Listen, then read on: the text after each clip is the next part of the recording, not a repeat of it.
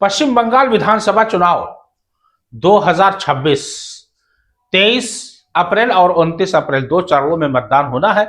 और 23 अप्रैल को जो मतदान होना है, इस बात से यह तय हो जाएगा कि पश्चिम बंगाल में किस ओर जनता झुक रही है। एक ओर है तृणमूल कांग्रेस, जिसकी सर्वे सर्वा है ममता बनर्जी, जो कि लगातार 3 बार से वो चीफ मिनिस्टर हैं और चौथी बार अपनी किस्मत आजमा रही हैं, और उनकी पार्टी हर बार पूर्ण बहुमत के साथ सरकार बनाती है। और दूसरी तरफ बीजेपी, भारतीय जनता पार्टी, मुख्य विपक्षी दल में अब भारतीय जनता पार्टी बची है।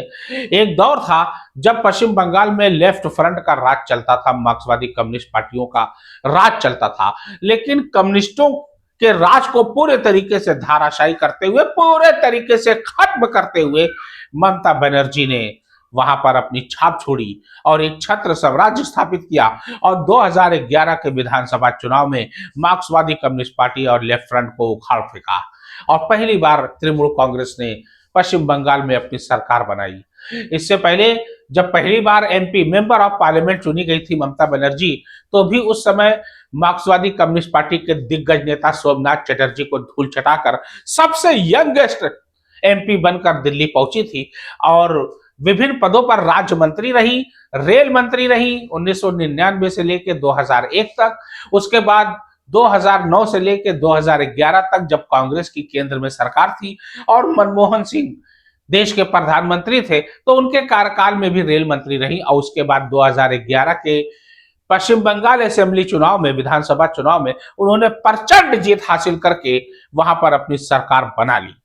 और तब से लेकर आज तक कोई इनको सिंहासन को हिला नहीं पाया, डिगा नहीं पाया। बीजेपी ने लाख कोशिश किया, कई नेताओं को तृणमूल कांग्रेस के तोड़ा, अपने पाले में लिया, शुभेंदु अधिकारी, मुकुल राय, ये सब जीता जागता उदाहरण है।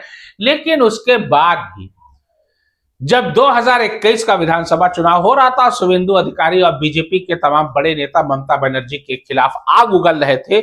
उस समय ममता बनर्जी व्हील चेयर पर बैठती हैं और व्हील चेयर पर ही पूरा चुनाव प्रचार करती हैं।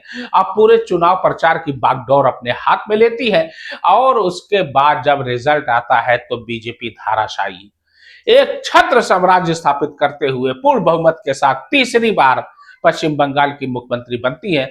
और अब 2026 में एसआईआर लागू हुआ है। हालांकि ममता बनर्जी के बहुत से वोटर लिस्ट में नाम उनके कटे हैं।